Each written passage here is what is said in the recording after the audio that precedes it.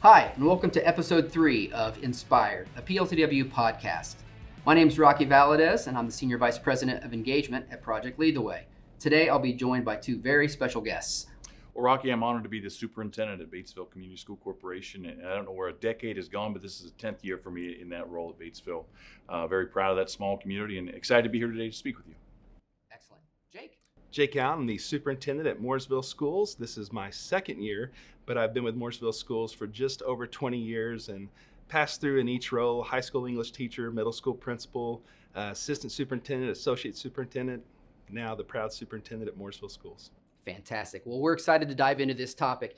And as we think about career connections and how that happens within a K-12 environment, call it an ecosystem if you'd like.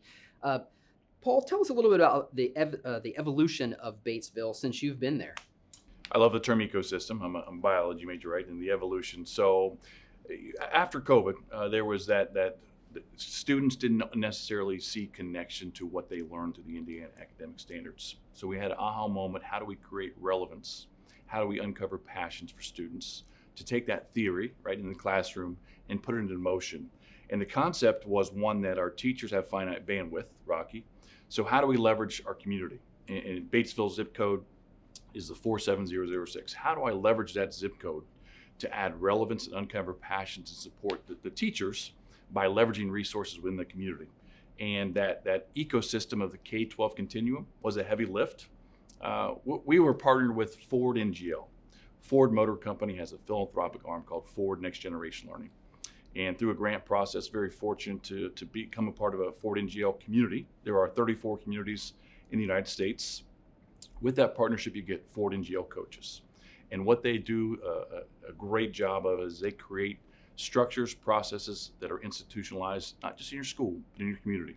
So as we build our master plan, a 3-year vision, 100 stakeholders from across the community help us build that plan. So right now we're in year 2 of unpacking that.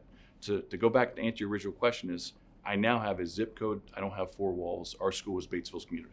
Jake, as you think about the community, as you think about career connections, talk to us a little bit about the evolution of that work in Mooresville, specifically, maybe focusing in on those primary grades and that K-6 or elementary experience. What does that look like with respect to career awareness in Mooresville? Sure. So first of all, Paul, that sounds amazing. That's an area where we are very much looking to grow in. What we do have a strong presence is a PLTW in our elementary schools. And one of the best things you can do as a superintendent, is go into an elementary school and watch the young kids learn. If you ever need a shot in the arm, we go into the elementary schools. And I will say this, I request to go see a PLTW module when I can.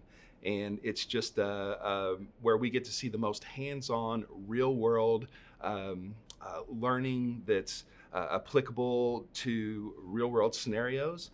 And it's great to see the kids collaborate. It's great to see them, like say in a biomedical situation where they're looking at human body systems. It's really cool for them to think about how to fix a broken arm. How does the different systems work in the body? And to see a kindergartner talking about that and working on that problem, to see a young kid coding, to see them working with robotics, it's extremely uplifting, and it lets them not only engage in the content, but you see them acting as engineers, as biomedical professionals at such a young age, and that's just really inspiring. And so kudos to our teachers, our principals, Holly Fry, our assistant superintendent of curriculum instruction and assessment, but they do such a wonderful job with incorporating PLTW into the elementary curriculum. It's just really great to see. I want to dig in on that a little bit more, and Paul, I'd love to hear your perspective as well.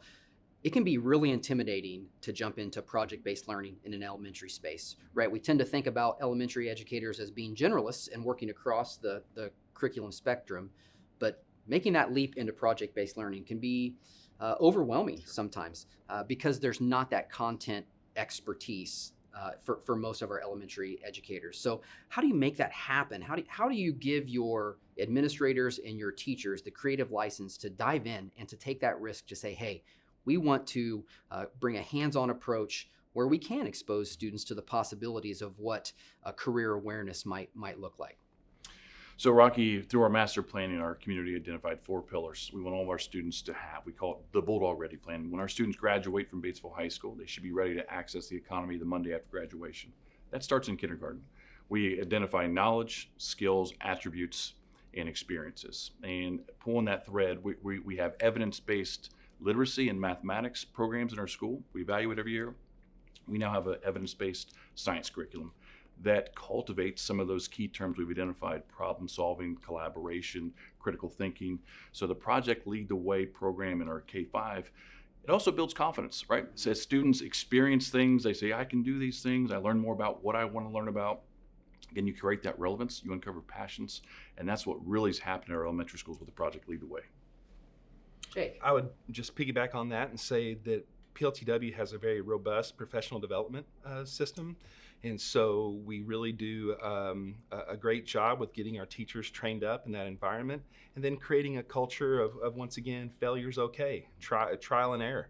So once we establish that culture with our teachers and our students, then along with the help of Project Lead the Way and the resources that you provide, it's about creating that culture. And I think we've done a really good job with that. Excellent. And when you think about making that leap then from that elementary setting into the middle space, right? So we go from awareness now to exploration, and we really start to open the minds of what's possible, where students can start to see their future connected to a career. What does that look like in both of your districts? I use the analogy school shopping, right? We go to the school, we try things on, we like some clothes, we don't like other clothes. We've never really done that intentionally with careers in the K-8 continuum, right? It's been that academic knowledge foundation. And all of a sudden in high school, you start to dabble. What can I do with this? So what we do, something I'm very proud of at Batesville, is during the middle school years, grades 6, 7, 8, we work with our nonprofits and we let students try on what's it mean to be important in the community and what careers are nonprofits. And working back down K-5, to see it, you have to see it to be it.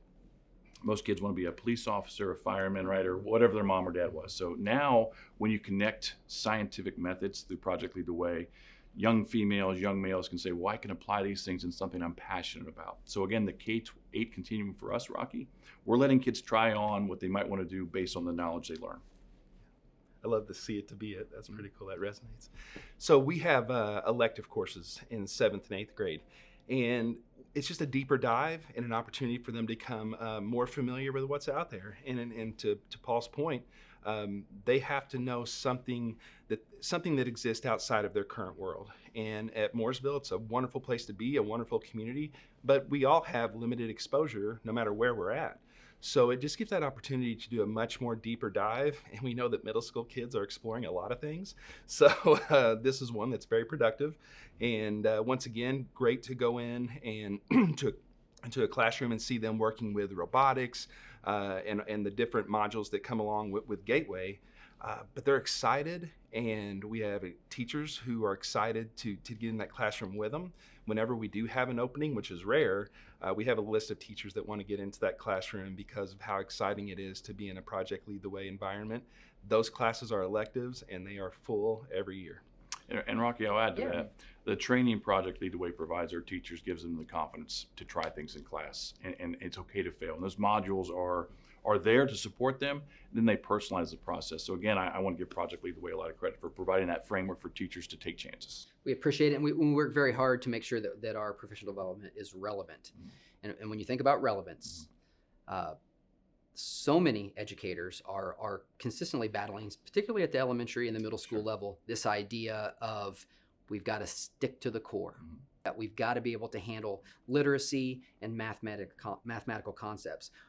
At Project Lead the Way, we really do believe that embedded approach is the best way to really tackle those content areas where you don't feel like you have to give up one to have the other. So can you talk a little bit about the experiences or how your teachers approach integrating math and literacy and language arts skills through your other elective content areas? Because I think that's a piece as well, and a place that can be a tripwire for a lot of K-12 communities.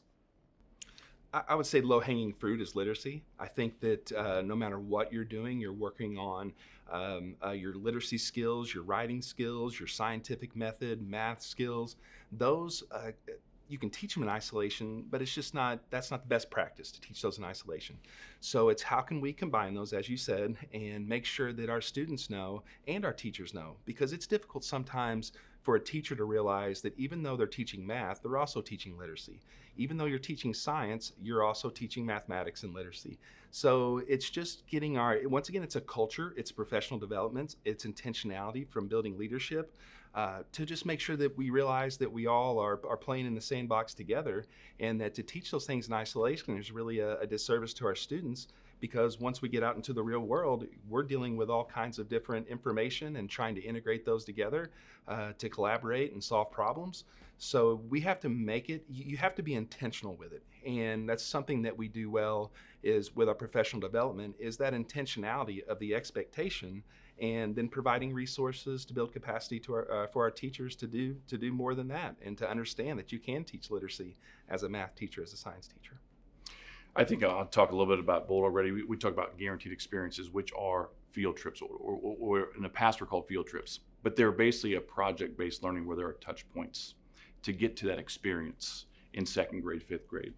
What this Project Lead the Way curriculum does, it lets us kind of create a frictionless, seamless environment where we're learning about literacy and math and science kind of together. And then along those touch points, we'll bring in a guest speaker. We'll do different experiences. So again, you're using that concept of a project-based learning module, and you're kind of seamlessly weaving all those characteristics in. We talked a little bit about K to 5 and about 6 to 8, and that K to 8 experience. I want to transition into the high school experience. That's a place where traditionally career awareness or career exploration has taken root, and now we're really diving into readiness. And that concept of career readiness has ebbed and flowed through K-12 for a while now, but it seems to be making a real comeback. And there appears to be a real focus locally and nationally on what it means to be career ready. I think a recent study that we have access to said that about nearly 60% of high school students may not see a college degree as necessary to pursue the career that they choose. And so now more than ever, providing relevant, connected experiences to what it takes to enter a career in a field of choice or in an area of passion is as important as ever. So what does the high school experience and pathway look like for both of you in your two districts? Well, I'll get very specific at Batesville High School. We almost break the high school experience into two parts: your freshman, sophomore year, and your junior and senior year. Your freshman, sophomore year, you're learning the knowledge and skills. You've had that continuum, right, Kate? You've had those exposures. And what we want to do is make sure that you're ready to kind of enter into one of our 8 learning communities. And those are umbrellas. Whether you want to be an accountant or whatever your goal is in life, we have some defined communities so that when you learn and you get those basic credits out of the way your freshman, sophomore year, you're able to go out and I'll use the word co-op, apprenticeship, internship. You're able to put those skills in motion. And feedback from our students is they learn as much outside of the classroom as they do inside the classroom sometimes. About 70% of Batesville High School students attend a 4-year university, and which is great, right? We need that. But I mean, about 30% of our students didn't. And of that 70%, after year one, about 40% of the students I'm not really sure why I'm here. I know I wanted to go to college, but I'm not sure what I wanted to do. We wanted to provide a lot more intentionality. So this K-12 continuum of experiencing why curriculum is relevant and what you might want to do has helped us. There's a need for the trades. And when kids go to college, which we want them to, they're a little more target, a little more laser focused, and they're more successful. This is why I love the fact that I'm with Paul on this episode, because I constantly get to learn from him. That doesn't surprise me. It's interesting that from a 70-30 perspective at Batesville, we're flipped. We're 30% that go to a 4-year degree program and about 70% that don't. So we, of course, promote and embrace the 4-year degree, and there's so much advantage to doing that.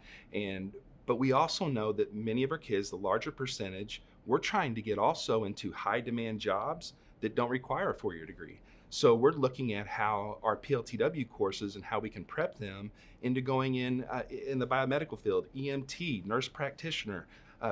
When you go into construction trades, we have a program with a partnership with a Sunco, a local construction company, where our construction trades kids are able to do internships that work into actual jobs where they work in the local community with a construction company.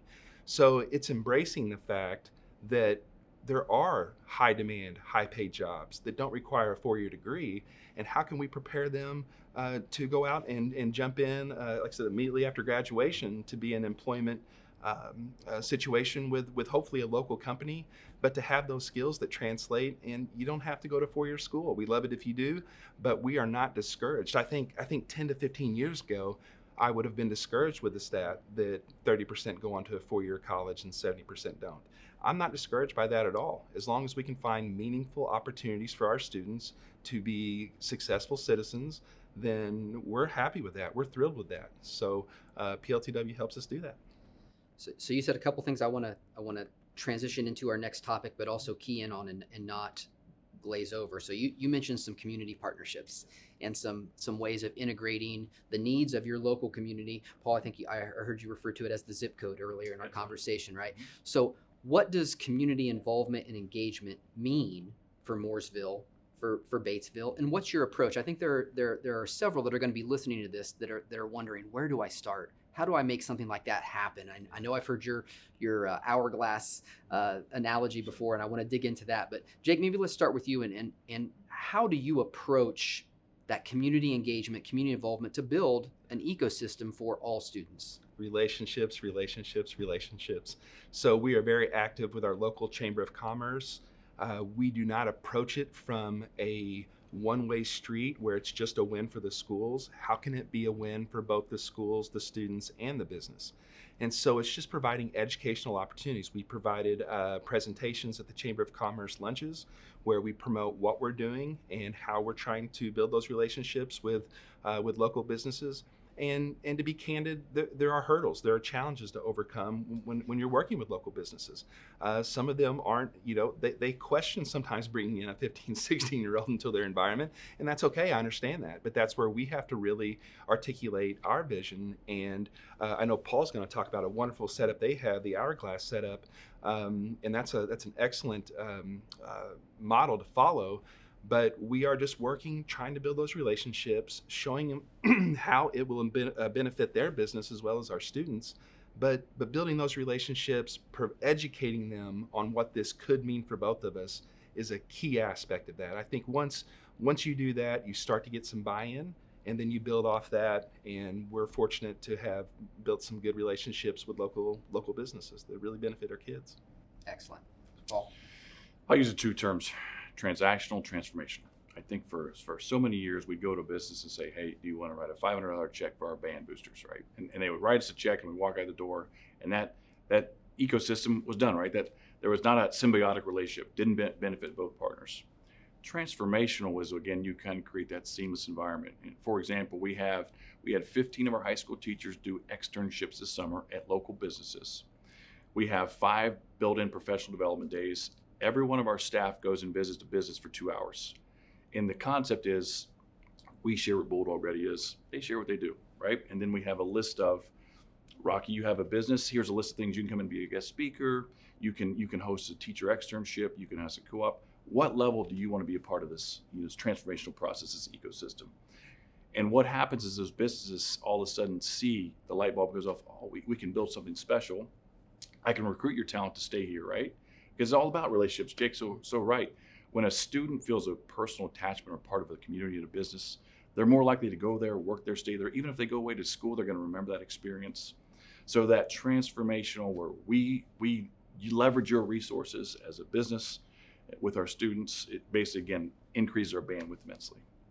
Excellent. Can you talk a little bit about that hourglass model? Because I love that analogy. I think it's something that's fascinating, but I think it might also give some of our listeners that opportunity to say, hey, maybe we can do this in our community. Maybe we can connect career readiness, career awareness, career exploration in everything that we do. Yeah, so we talked earlier, like theory sounds great, right? How do you apply that theory? And there, where the rubber meets the road is I use the analogy of an hourglass. And the bottom of the hourglass, all those grains of sand are the needs of the school corporation. And at the top of the hourglass are all the resources in the community, but they're separate from one another. And there's the pinch point.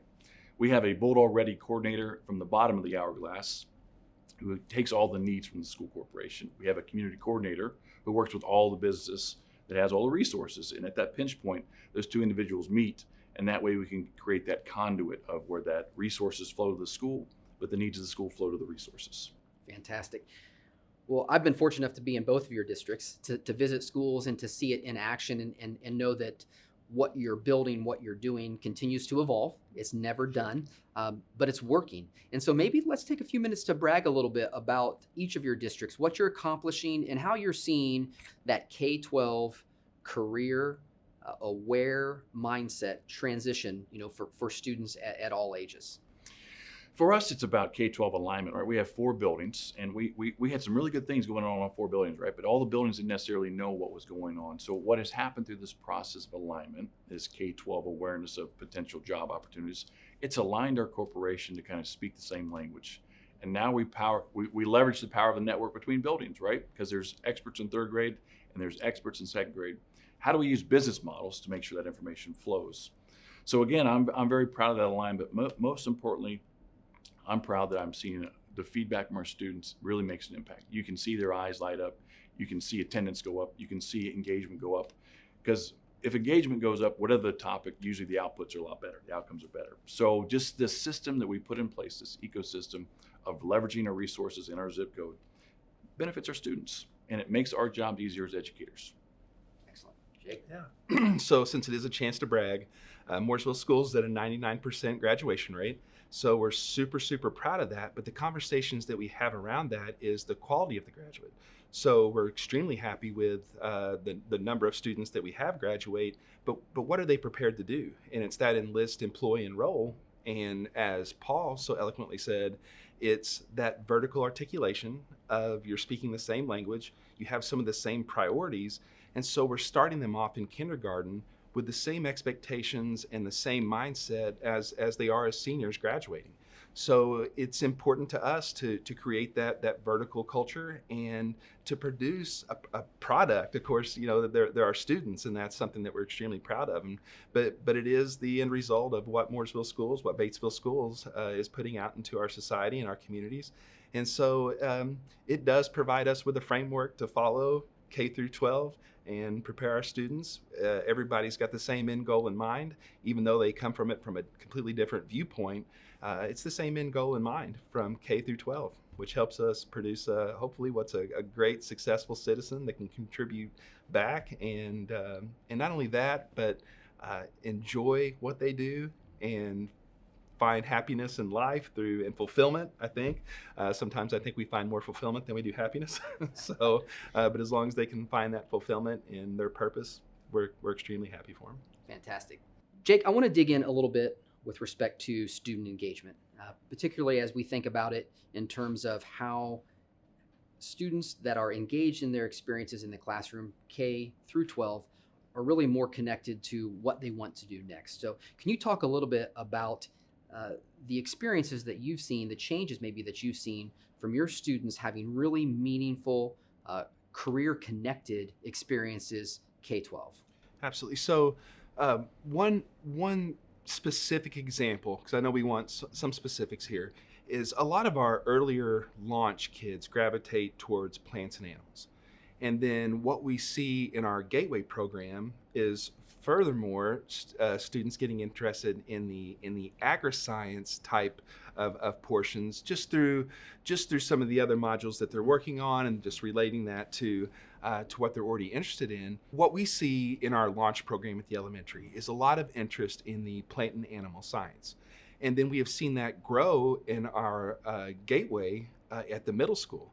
And so it has actually ended up in so many students selecting the agri-science pathway that we have done a multi-million-dollar renovation to one of our facilities to specifically house our agri-science and construction trades programs. And so of all the projects that we do, this one is so exciting. It will put more students through an academic STEM environment than any other facility that we have.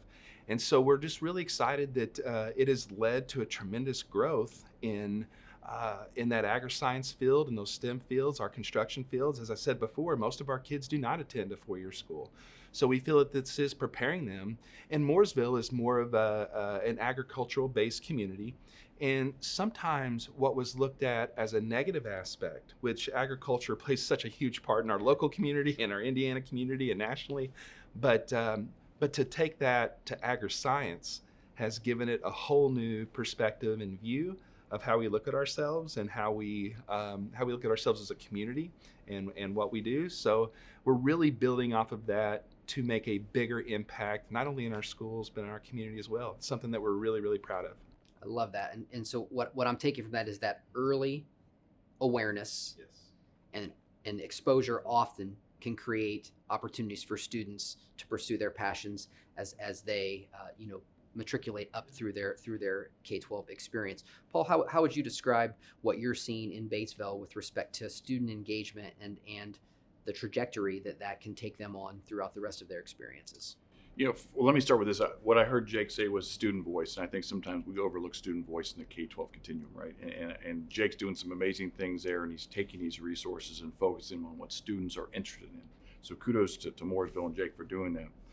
Same concept in Batesville. We have these things called guaranteed experiences. Jake talked about providing you specifics. So a guaranteed experience is a project-based learning culminating event, and we had two really cool ones this year, so I'll focus a little bit on both. So in 5th grade, we had a media takeover, right? There are so many different forms of media: podcasts, written, radio. Kids dabble in social media, but how do they correctly use it? So we started off with what's called a living library, where we had professionals in each of those fields. We went to the public library, right? Again, an experience for kids to go to the public library sometimes. And the students were at tables and they had prepared questions, and the experts would rotate around and share the living library knowledge. The students then went back to the classroom, and this is over weeks. They learned more and they wrote a script, and then they went out and took over the media. They took over the radio station and the local print, and that experience will last for them forever because it was their project, right? And again, all the things we talked about with Project Lead the Way, collaboration, problem solving, critical thinking, they put those skills in motion for that media takeover. In 8th grade, again, we have two different tracks. We have family and consumer science, and we have industrial technology, IT.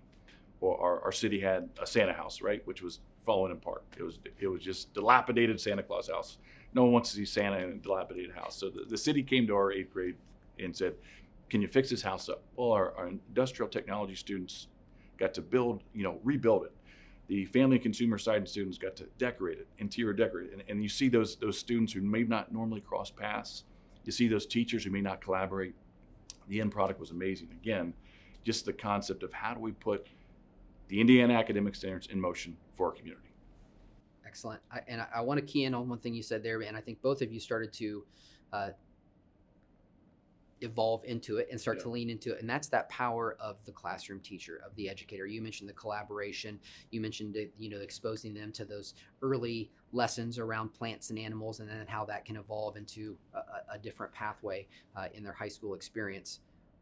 How do you really ensure that your teachers have everything they need to be successful in today's environment? We're asking a lot of them. We know it goes well beyond content. Now we're really starting to think about those transportable skills and what it means to be future ready, career ready, aware, and integrated in their approach. So what are your leadership approaches to building efficacy with your teachers and with your educators? I'll go first. I think as a secure leader, sometimes you admit your blind spots. And as a younger superintendent, I overlook student voice. I often overlook teacher voice, right? And it became apparent when you empower those two groups to help you find solutions. That's so impactful. So we have some structures in place where teachers can bring projects to a committee. It's called a tactic team. That tactic team does the legwork for them. But what you're doing, you're empowering that teacher to do the next level of instruction, right? You're giving them kind of additional resources that's not just plug and play. And again, you're pulling your community into the classroom. And when a teacher feels like they're part of the community, part of the community's here to support them, you just really see that exponential growing in their classroom. For us, I would think it's, once again, a strong focus on professional development. And we have a great team. The teacher's where it happens. As we said, they're in the trenches, and that's where it has to happen.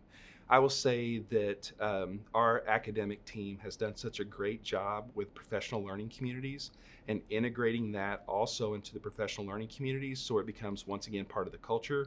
But we take that professional development, we bring it back, and we show how it's also great practice, best practice for all areas. So it's not just for PLTW, but learning those best practices of being engaged and hands-on and that collaboration, that does filter out into the other subjects, into the other teachers that see that, and they see kids engaged, and they listen to teachers talk about how much they enjoy it. But it's got to be intentional when it comes to professional development, and then those the professional learning communities. That is something that we place a great emphasis on, and we are providing support, and we are helping them with resources and just supporting them in their classrooms so that they feel like they're not doing this on their own, they're not on an island, and that they have the full support from their administration. Well, as we wrap up our time, I'd love to just get your quick thoughts on why this matters. Obviously, I've heard both of you talk about intentionality, about strategic thinking and purpose, but those don't necessarily resonate the same across every community or every school community, certainly. So as we think about this in terms of a global perspective and an approach to teaching and learning in a way that is beneficial for all, why does this type of work, this career-connected, engaged work really matter to your school communities, and why should it matter for all of us? I think sometimes we are in silos, and when we're at the elementary, we think of just that elementary view. Sometimes even early versus latter elementary. We think of the silo of middle school, of high school, and as a high school teacher, I know they used to look at it as freshmen, sophomores versus juniors and seniors. This gets everyone on the same page. What are we producing? And with the ultimate goal being to produce successful citizens who are fulfilled in their lives, it provides a big picture. And oftentimes I think we don't work backwards enough in education. We're so focused on our state standards, which we need to be. We're so focused on grade level content. It's providing that big picture, how it all works together to create an outcome that we celebrate as a society and a community. So it's getting everyone to think in that kind of frame of mind is extremely helpful. I'll take a different angle, Rocky. True confessions of a superintendent, right? It's about self-preservation. In rural Indiana, we don't want our talent to always go away to other places. For us, it allows us homegrown talent to stay and amplify the great things they're doing in our communities. But if you choose to go somewhere else, right, that you're prepared for that as well. So again, we kind of owe it to our communities to give every student the opportunity to be successful wherever they may go. Excellent. Well, I want to thank both of you for spending some time with us today. It's been tremendously helpful, insightful.